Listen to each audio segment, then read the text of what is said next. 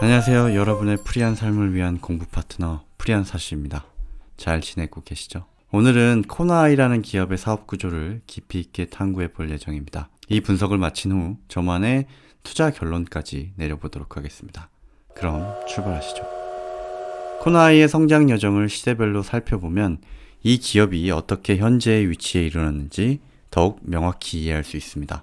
회사의 역사를 살펴보면 1998년 국내 최초의 버스와 지하철을 통합하는 하나로 교통 시스템을 개발하며 디지털 교통 시스템 시대에 문을 열었습니다. 이는 우리가 매일 사용하는 환승 시스템의 시작이었죠. 제가 코나아이를 다시 보게 된 순간이기도 했습니다. 2000년대 초반 코나아이는 전자화폐 시장에 조기 진출하여 시장의 선도자로 자리매김했습니다. 이러한 성과를 바탕으로 2001년에는 코스닥 상장이라는 중요한 이정표를 세웠죠. 2003년부터 2014년까지는 제품 중심의 시대로 코나아이는 국내 최초로 IC칩 운영체제를 개발하며 세계적인 기술력을 인정받았습니다. 2003년에는 글로벌 표준에 부합하는 스마트카드 OS를 자체 개발했으며 2005년에는 IC카드 EMV 인증을 획득했습니다. 신용카드와 통신 유심카드 개발에도 성공하며 2006년에는 국내 스마트카드 업계 1위로 올라섰습니다. 2007년에는 모바일 결제 시장의 혁신을 가져올 NFC 유심 기술을 세계 최초로 개발했으며 이는 후에 금융과 통신 분야에서의 선구적인 역할을 하게 됩니다. 2009년에는 태국의 전자주민증 공급을 통해 그들의 보안 기술력을 전 세계에 입증했습니다. 그리고 2015년부터 현재까지 코나아이는 플랫폼의 시대를 이어가고 있습니다. 2017년 선불형 코나카드의 출시, 2018년 첫 지역화폐 카드는 이 기간 동안의 대표적인 성과입니다. 특히 2019년 경기지역화폐 사업자로 선정되며 코나아이는 자신들의 황금기를 맞이했습니다. 코로나 시기를 거치며 전국 60개 지자체에서 지역화폐를 운영하게 되었고 이를 기반으로 지역경제 플랫폼을 개발하여 현재는 택시, 쇼핑 등 다양한 서비스를 제공하고 있습니다. 이제 코나아이의 사업 영역을 조금 더 자세하게 살펴보겠습니다. 코나아이가 지난 수십 년간 이룬 성과들을 고려할 때 그들의 미래는 어떻게 전망될까요? 그 질문에 대한 답 역시 찾아보도록 하겠습니다. 우선 코나아이의 핵심 경쟁력을 살펴보겠습니다. 코나아이의 성장 역사와 사업 영역들을 조망해보면 그들의 핵심 경쟁력은 국제표준의 결제 솔루션, 보안 인증 기술, 그리고 이를 바탕으로 한 플랫폼 운영이라고 할 수 있겠습니다. 이 장표가 회사 IR 자료에서 설명한 사업 영역입니다. 제가 말씀드리지 않은 블록체인 플랫폼 영역도 있고 한눈에 볼 수 있다는 장점이 있지만 조금 복잡하기 때문에 이 내용을 알기 쉽게 풀어서 설명드려 보겠습니다. 크게 재분류를 해본다면 IC칩 결제카드 제조, 지역화폐 수수료, 모빌리티 사업, 알뜰폰 사업, 그리고 마지막으로 이를 아우르는 플랫폼 사업으로 코나아이의 사업을 나눠볼 수 있습니다. 그럼 하나하나 살펴보시죠. 먼저 IC칩입니다. 앞서 소개한 대로 IC칩의 경쟁력은 일반적인 제품이 가지는 품질 내구성보다는 인증과 개인정보에 대한 보안이 핵심일 것입니다. 그런 측면에서 코나아이는 자체 OS인 COS를 개발하였으며 직접 개발한 IC카드가 국제 인증을 받으면서 그 기술력을 인정받은 바 있습니다. IC칩은 신용카드뿐만 아니라 통신유심, 그리고 전자여권 신분증 등 다양한 실물 상품에 쓰이고 있습니다. 확실한 트렌드 중 하나는 시장과 소비자들이 보다 강화된 보안 기술을 요구하고 있다는 점입니다. 금융결제에 있어서 고급 암호화 기술이 적용되어 데이터 보호를 강화하고 있고 또한 지문, 홍채인식 등과 같은 기술이 통합되어 사용자의 인증의 안정성이 크게 향상되었습니다. 또한 규제기관들은 결제 시스템의 안정성과 신뢰성을 보장하기 위해 엄격한 기준을 설정하고 있고 이러한 규제는 신규 진입자들에게 큰 진입장벽이 되기 때문에 확실히 코나아이의 기술력은 미래의 트렌드와 부합하고 경쟁 우위에 있다고 판단할 수 있겠습니다. 실제로 최근 몇 년 사이에 IC칩이 포함되고 있는 제품 영역의 매출이 증가하고 있는 추세입니다. 매출 비중을 보더라도 과거 30% 수준에서 현재 50% 수준까지 증가한 상황입니다. 다음은 신용카드와 스마트카드입니다. 코나아이가 가지고 있는 IC칩의 보안 기술을 더해 만들어진 제품입니다. 카드의 재질로는 현재 메탈 카드가 기존 카드 대비 고급화된 제품이고, 방금 말씀드린 생체 보안이 추가된 지문 카드라든지 OTP 카드, 그리고 암호화폐를 저장하는 블록체인 카드까지 생산하고 있습니다. 금융 영역뿐만 아니라 NFC 기능이 내장된 자동차 카드도 생산하고 있으며 현대차 제네시스에 납품하고 있습니다. IC칩과 신용카드의 미래에 대해 탐구해 보도록 하겠습니다. 왜냐하면 이러한 고민이 코나아의 사업의 성장성에 중요한 요인이기 때문입니다. 한국, 일본, 미국으로 나눠서 살펴보겠습니다. 먼저 한국의 경우를 살펴보면 그 폭이 크지는 않지만 전체 신용카드 수는 해마다 증가 추세에 있으며 미래 결제 수단에 대해서도 아직까지는 실물카드가 압도적인 우위에 있기 때문에 앞으로 상당 기간 동안은 신용카드가 메인 결제 수단으로 유지될 전망입니다. 다음 국가는 일본입니다. 일본은 아시다시피 믿기 힘들 정도의 현금 중심의 사회입니다. 이 그래프를 보시면 아직도 비현금 결제액 비중이 약 33%에 불과합니다. 미국의 80%에 비교한다면 이 수치가 얼마나 낮은 수치인지 우리가 가늠해 볼 수 있겠죠. 이러한 금융 후진성은 일본 정부도 잘 알고 있는 부분이기 때문에 금융 시스템의 선진화 및 디지털화를 위해 여러 가지 정책을 피고 있으며 2025년까지 캐시리스 결제 비중을 40%까지 올리는 것으로 1차 목표로 하고 있습니다. 일본 국민들이 얼마나 빨리 그리고 얼마나 많은 사람들이 바뀔지는 알 수 없지만 일본은 신용카드 수혜의 잠재력은 큰 국가라고 할 수 있겠습니다. 코나아이는 최근 일본의 DMP사와 금융결제 영역에 대한 특히 지역화폐 시스템에 대한 공급 계약을 체결한 바 있습니다. 이는 코나아이를 항상 진심으로 분석해 주시는 점심의 산책님의 블로그를 참조하였습니다. 코나아이를 투자하시는 분이라면 꼭 방문하셔서 코나아이 관련 글들을 읽어보시기 바랍니다. DMP 관련된 사항을 발췌해서 살펴보면 계약 규모가 매우 크고 OPM이 높기 때문에 일본의 수요가 꾸준하게 올라와 준다면 아마 코나아이의 성장에 큰 도움이 될 것으로 판단하고 있습니다. 참고로 DMP라는 회사는 프린팅을 메인으로 하는 회사로 금융결제 서비스 역시 제공하고 있으며 시총은 약 9조 정도 되는 회사입니다. 이번에는 미국을 살펴보겠습니다. 미국은 선진화된 소비사회답게 결제수단에서 현금의 비중이 점차 감소하고 있습니다. 포브스에서 조사한 결제수단 조사에서도 통계와 유사하게 실물카드 비중이 81%에 달할 정도로 신용카드 비중이 높습니다. 매 전체 신용카드 숫자는 우리나라와 마찬가지로 증가하고 있는 상황입니다. 이렇듯 신용카드의 지위가 굳건하게 보이지만 리스크가 없는 것은 아닙니다. 바로 모바일페이입니다. 모바일은 세상의 모든 물건을 빨아들이고 있고 신용카드 역시 예외는 아닙니다. 그 선두에 삼성페이와 애플페이가 있습니다. 모바일페이는 간소함을 추구하는 현대인의 성향을 만족시키며 삼성카드 결제액은 16년 2조에서 22년 182조까지 기하급수적으로 증가했습니다. 물론 현재 시스템은 실물카드를 먼저 발급받아야만 모바일에 등록이 가능합니다. 이에 반하여 애플은 19년도에 모바일 전용 카드를 발급했지만 이마저도 실물 카드를 추가 발급 가능하도록 했고 골드만삭스와 마스터카드의 시스템 운용을 일임하면서 역설적으로 결제의 영역에 직접 진출하는 것이 진입장벽이 높다는 것을 알게 해줬던 사례가 되었습니다. 하지만 제가 애플의 경영자라면 이러한 진입장벽은 카드 회사를 인수함으로써 간단히 해결하려 할 것입니다. 실제로 티타임스 기사에 따르면 22년에 이미 브레이크아웃이라는 이름으로 금융 서비스를 직접 제공하는 프로젝트가 진행 중이며 이 과정에서 영국의 핀테크 회사를 2천억에 인수하기도 했습니다. 블룸버그 기사 역시 애플은 타 금융회사가 아닌 직접 금융 프로세스를 제어하길 원하며 이는 애플에게 더 많은 서비스 수익을 보장해 줄 것이다 라고 밝혔습니다. 이러한 위협에 신용카드 회사들 역시 여러가지 결제 방식 혁신을 통해 신용카드의 위상을 지키기 위해 노력하고 있습니다. 그 중에 가장 최근의 흐름은 컨택트리스 카드의 확대 노력입니다. 컨택트리스는 카드를 삽입하지 않아도 살짝 가까이만 가져가도 NFC를 통해 결제가 되는 방식입니다. 여기 이런 로고가 있다면 탭투페이가 되는 결제처라고 보시면 됩니다. 물론 코나아 역시 이러한 기술을 가지고 있고 EMV 인증을 받았습니다. 하지만 국내에서는 NFC 단말기가 비싸기 때문에 아직까지 확산이 더딘 상태이며 카드사 역시 제작 비용이 비싸기 때문에 이 기능을 추가한 신용카드 발급에 소극적인 모습입니다. 하지만 애플페이와 컨택트리스 결제는 같은 방식으로 이루어지기 때문에 컨택트리스 사용처의 증가는 애플페이의 편의성을 확대시킬 것이고 소비자들이 카드를 소지하는 불편함을 줄이고자 한다면 탭투페이는 오히려 애플페이의 확산에 가속도를 붙여줄 위험도 존재합니다.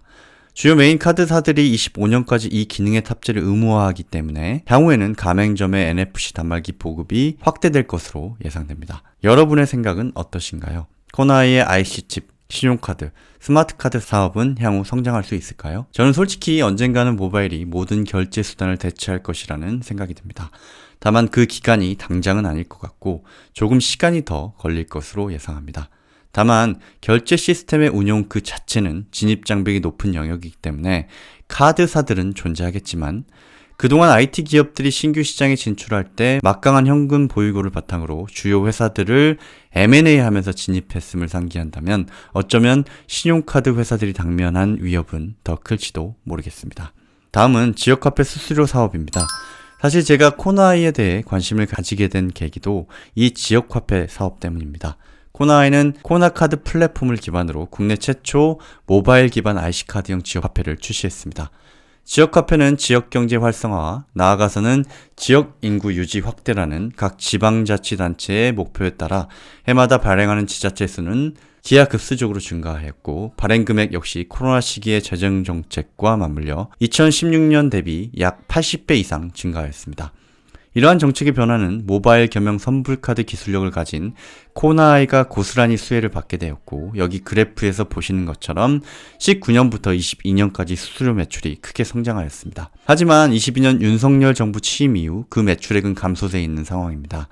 이러한 감소세는 지역경제 활성화 차원에서 정부에서 제공하는 예산, 즉 인센티브가 크게 감소했기 때문입니다. 단적으로 인센티브 관련된 정부 예산은 50% 수준으로 감소하였습니다. 현 정부가 지역화폐 활성화 정책에 대해 부정적인 시선을 가지고 있기 때문에 당분간은 현 기조가 유지될 것으로 예상됩니다.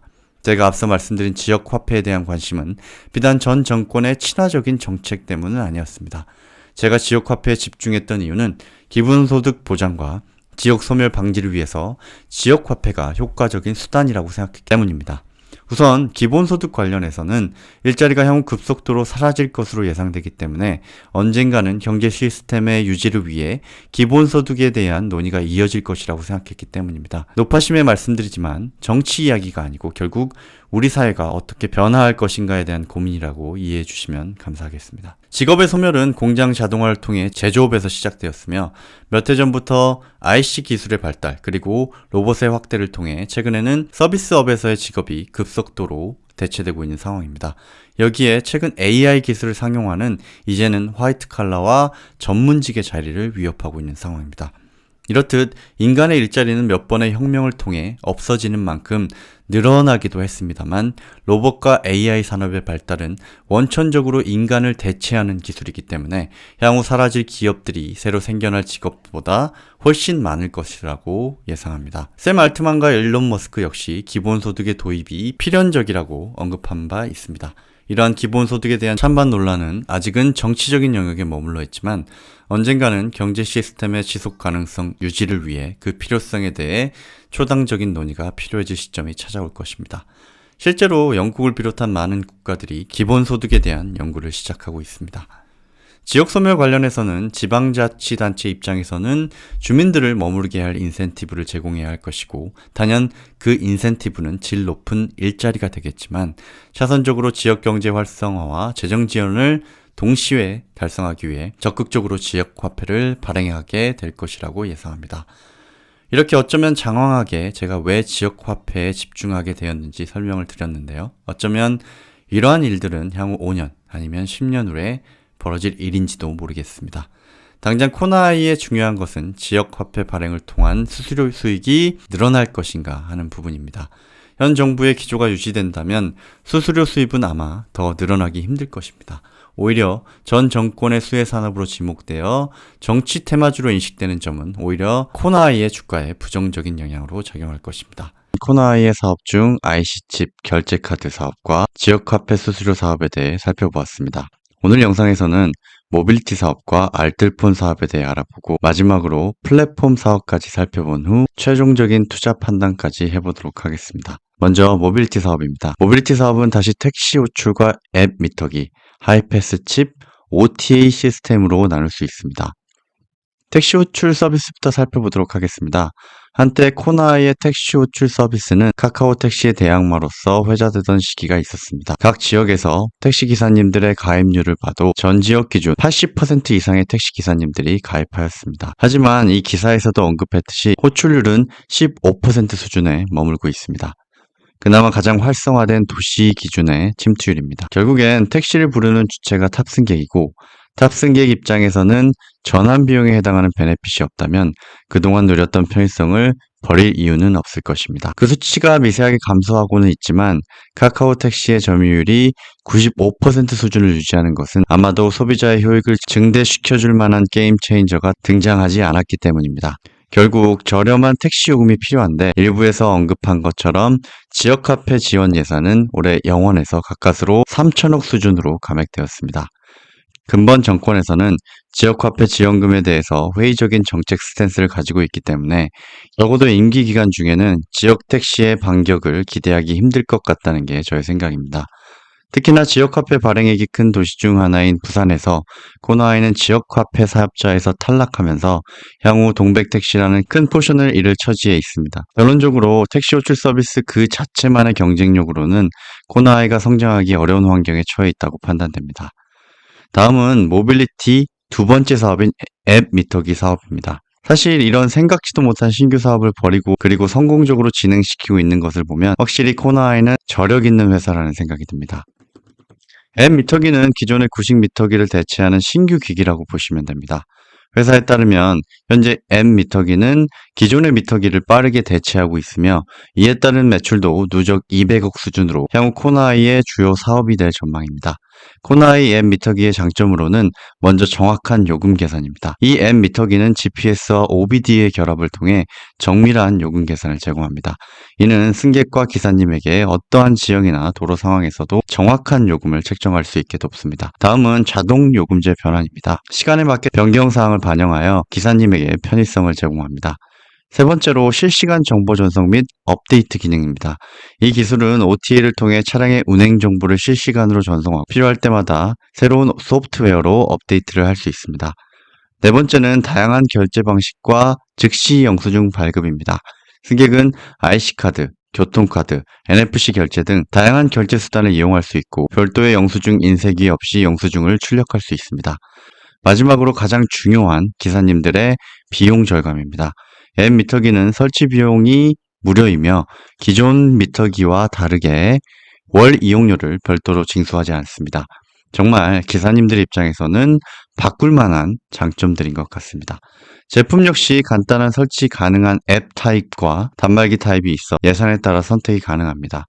오래전부터 준비해온 상품이기 때문에 이미 실적에 큰 역할을 하고 있습니다. 23년 2분기 144억, 3분기 77억으로 누적 매출액 200억을 돌파했으며 앞으로도 추가적인 판매 매출과 결제 수수료 매출이 지속적으로 발생할 예정입니다. 모빌리티 사업의 세 번째 사업은 하이패스 칩입니다.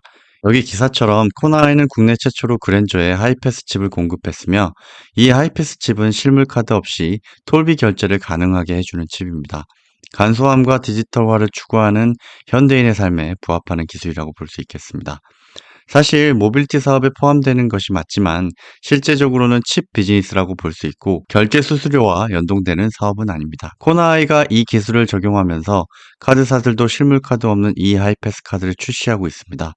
반대로 이러한 기술로 인해 하이패스 실물 카드의 매출은 상쇄되는 면이 있지만 아마도 단가가 더 높을 것으로 예상되고 국내 시장의 모든 차들에 신규로 들어갈 것으로 예상되기 때문에 향후 몇 년간은 매출에 기여할 것으로 판단됩니다. 모빌리티 사업의 마지막, 대망의 OTA 솔루션입니다.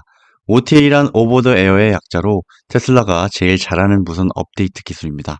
테슬라는 간단한 업데이트부터 성능 향상까지 이 분야 최고의 기업입니다. 코나이는 현대차의 최고급 라인인 GV60의 OTA 솔루션을 납품한 바 있으며 현대자동차는 25년까지 글로벌 전차종의 OTA를 적용하겠다는 전략을 발표한 바 있습니다. 이 부분이 제가 코나이에서 가장 기대되는 사업이 OTA 솔루션인 이유를 설명해 줍니다. 국내 시장은 고작 150만 대에 불과하지만 글로벌 판매는 무려 730만 대이기 때문에 스케일이 다릅니다. 하지만 의아하게도 이렇게 중요한 미래 먹거리를 손자 회사인 코나 모빌리티에서 담당하고 있습니다. 회사 홈페이지에 현대자동차와 LG전자, 삼성전자가 보입니다. 참고로 22년 매출액은 27억이었습니다. 제가 의아하다고 말씀드렸는데 지분 관계를 보게 되면 고개를 더욱 갸우뚱하게 됩니다. 코나이의 카드를 제조하는 코나엠의 자회사로 코나이는 고작 코나 모빌리티의 14% 정도의 지분만 보유하고 있는 반면에 조정일 대표는 무려 54%의 지분을 확보하고 있습니다. 물론 대표이시니까 충분한 지분이 확보되어 있습니다만 왜 굳이 이렇게 중요한 사업을 손자회사 대표이사 본인의 지분이 큰 회사로 남겨두었을까요? 코나이의 자회사인 코나M 역시 카드라는 것이 부품이 있는 것도 아니고 굳이 왜 자회사를 운영해야 하는지 의문이 남습니다. 실제로 코나M의 순이익은 코나아이와의 격차가 줄어들고 있는 추세입니다. 코나아이가 역성장을 하고 있는 지금 코나M의 실적은 작년 대비 100% 이상 성장하고 있습니다. 잘은 모르지만 좀 뭔가 이상하지 않으신가요? 그러면 이제는 모빌리티 사업을 종합해 보겠습니다. 택시 호출은 지역 화폐 다운턴으로 성장성을 답보하기 힘들지만 M미터기를 비롯한 다른 사업들은 성장성이 커 보였습니다. 그래서 전체적으로도 그렇고 부분적으로도 저는 모빌리티 사업이 코나의 미래에 가장 중요한 사업이 아닐까 생각해 보았습니다. 다음 사업은 알뜰폰 사업입니다. 회사 IR 자료에서는 이 사업의 의의를 컨택트리스 시장을 준비하는 유심 기반의 알뜰폰 서비스라고 정의하고 있습니다. 여기에 지역 커뮤니티, 결제 플랫폼을 결합하여 사업을 전개할 것이라고 밝히고 있습니다. 제가 직접 들어가서 요금제를 살펴보니 정말로 경쟁사 대비 반값 수준의 가격이었습니다. 관심 있으신 분들은 알아보시고 가입하시기 바랍니다. 하지만 이러한 공격적인 가입자 수 확보 전략의 배경에는 일부에서 애플을 언급하며 말씀드렸던 모바일 페이 시대를 준비하는 포석이 되겠습니다. 코나이가 모바일 결제 기술과 모바일 카드 발급 권한을 가지면서 애플과 같은 디바이스 중심의 금융 서비스를 전개하겠다는 전략입니다. 실제로 모바일 페이는 신용카드사의 지위를 위협하고 있습니다. 애플은 카드사의 결제 금액의 0.15% 수준의 수수료를 부과하고 있고 이에 삼성마저도 결제 수수료 부과를 검토하고 있습니다. 일부의 애플의 전략을 다시 한번 소개드리자면 애플은 골드만삭스와 신용카드 파트너십을 종료하고 금융회사를 인수하여 자체적인 아이폰을 통한 금융 서비스를 준비하고 있습니다. 이런 배경에는 세상의 모든 소지품들이 핸드폰 안으로 통합되는 큰 흐름의 일부라고 할 것이고 애플은 이러한 트렌드를 주도하며 적극적으로 추가적인 비즈니스를 전개하고 있는 것입니다. 하지만 냉정하게 돌아봤을 때 모나 서비스를 사용한다 하더라도 소비자 입장에서는 이미 모나 카드를 사용할 이유가 별로 없습니다. 이미 알뜰폰에서도 애플페이가 정상적으로 작동하고 소비자는 추가 비용을 내지 않아도 되기 때문입니다. 결국에는 이 모나 서비스 역시 지역 화폐 인센티브로 작동할 수밖에 없는 비즈니스로 판단됩니다. 개인적인 의견입니다. 알뜰폰 사업은 성장할 수 있을까요? 알뜰폰 사업은 그 자체만으로는 수익을 내기 굉장히 힘든 비즈니스로 알려져 있습니다. 실제로 KB금융의 리브엠은 4년간 300억 원의 적자를 기록했습니다. 하지만 42만 명의 금융 고객을 확보했으니 비용으로 이를 바라보고 있는지도 모르겠습니다. 전체적으로 봤을 때 알뜰폰 사업은 경쟁 상대의 사이즈가 너무 큰 것 같습니다. 소비자에게 추가 밸류를 주기도 힘든 상황이고요. 이러한 이유로 미래 성장 동력으로서는 부족한 사업으로 판단됩니다. 마지막으로 플랫폼 사업입니다. 사실 사업 내용을 살펴보다 보니 거창하게 플랫폼 사업이라고 IR을 하고 있지만 투자자 입장에서는 오히려 혼란스러운 단어인 것 같습니다. 플랫폼이라고 하는 것들을 뜯어보면 결국에는 개별 사업의 합으로 귀결되기 때문입니다. 플랫폼 비즈니스를 하면 사업자가 제품 또는 서비스를 제공하는 것이 아니라 제품이나 서비스를 제공하는 생산자 그룹과 이를 필요로 하는 사용자 그룹을 서로 연결해주는 비즈니스를 말합니다. 이런 정의에 부합하는 사업은 그나마 지역 커뮤니티 플랫폼인데 사실 이마저도 지역 화폐의 부응 없이는 힘든 상황이고 지역 커뮤니티 플랫폼의 본질은 오히려 당근마켓에 가까운 것 같습니다. 굳이 플랫폼이란 단어를 꼭 써야 하는지 저는 커뮤니케이션 효율 측면에서도 의문이 남는 부분입니다. 브로그로 최근에 코나이에서 진행한 비연관 다각화, 즉 호텔 투자권입니다. 분기 순이익이 100억도 채 되지 않는 회사가 비연관 사업인 호텔에 420억을 투자했습니다. 이마저도 수도권이나 주요 관광지가 아닌 강원도 영월에 호텔을 대표이사 소유의 땅에 투자했다는 게 참 놀라웠고 정말 많은 투자자들을 망연자실하게 한 공시였습니다. 여기까지 코나아이의 모든 사업에 대해 살펴보았습니다. 지금까지 공부한 내용을 바탕으로 코나아이에 대한 투자 판단을 해보도록 하겠습니다. 결론은 적어도 지금은 투자하지 않는다입니다. 그 이유는 현재 주력 사업이 모바일페이와 예산 삭감이라는 리스크에 직면해 있고 신성장 사업 역시 앱 미터기를 제외하면 알뜰폰과 코나플레이트 같은 사업들이 성과를 내기 힘든 구조에다가 가장 기대되는 OTA 솔루션 역시 손자 회사가 담당하고 있는 점, 거기다 비연관 다각화 투자까지 여러모로 투자가 망설여지는 코나아이인 것 같습니다. 아마도 지역화폐나 기본소득 정책에 친화적인 정권이 들어선다면 그때는 다시 한번 코나아이를 돌아볼 시점이 될 것 같습니다. 제가 오늘 코나아이에 대해 준비한 내용은 여기까지입니다. 제가 말씀드린 내용이 도움이 되셨다면 구독과 좋아요를 부탁드립니다. 저는 다음 시간에는 샘표식품이라는 기업으로 찾아뵙도록 하겠습니다. 감사합니다.